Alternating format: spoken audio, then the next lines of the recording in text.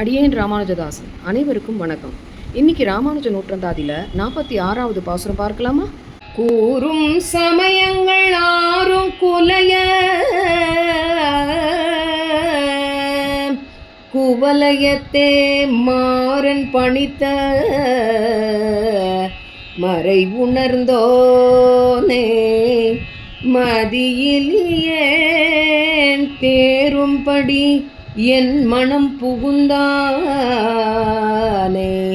திசை அனைத்தும் ஏறும் குணனை ராமானுஜனை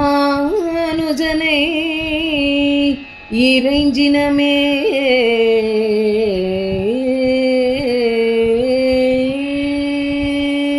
புற சமயங்கள் ஆறும் அழியும்படி நம்மாழ்வார் அருளிய திருவாய்மொழியை கற்ற ராமானுஜர் அறிவில்லாத எனக்கு வழியும் பலமும் தாமே என அடியேன் அறியும்படி என் மனதில் புகுந்தார்.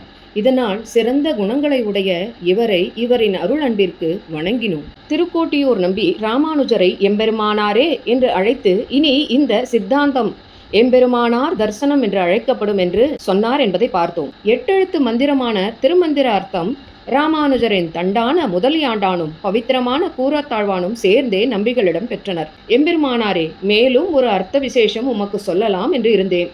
ஆனால் தாமோ இந்த அர்த்தத்திலேயே திருப்தி அடைந்ததாக தெரிகிறது.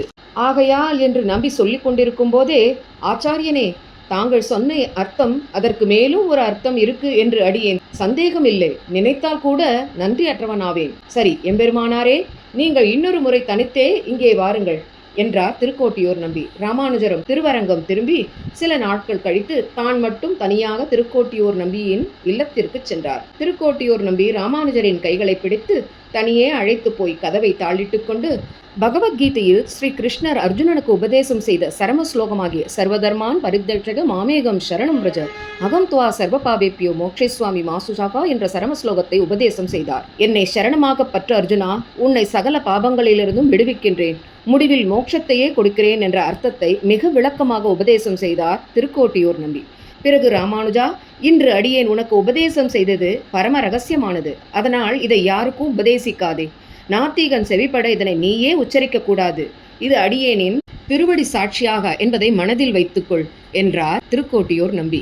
ராமானுஜரும் எந்த ஒரு நாத்திகனுக்கும் சொல்ல மாட்டேன், ஆனால் பரம பாகவதனான கூறத்தாழ்வானுக்கு மட்டும் இதை உபதேசிக்கலாம் அல்லவா என கேட்டார் ராமானுஜர். உடனே நம்பிகள், கட்டாயம் உபதேசிக்கலாம், ஆனால் ஒரு நிபந்தனை, குறைந்தது 1 வருடமாவது ஆழ்வானை உனக்கு கைங்கரியம் செய்ய சொல்லு, அதன் பிறகு சொல்லு என்றார் நம்பி. ராமானுஜரும் கண்டிப்பாக தாங்கள் சொல்படியே நடப்பேன் என்று சொல்லிவிட்டு அடியேன் விடைபெறுகிறேன் என்றார். நம்பியும், ராமானுஜா, சில நாட்களே உனக்கு ஆச்சாரியனாக இருந்தேன், அதன் காரணமாய் எல்லையற்ற சந்தோஷமடைந்தேன் என்று சொல்லி ராமானுஜருக்கு விடை கொடுத்து அனுப்பினார்.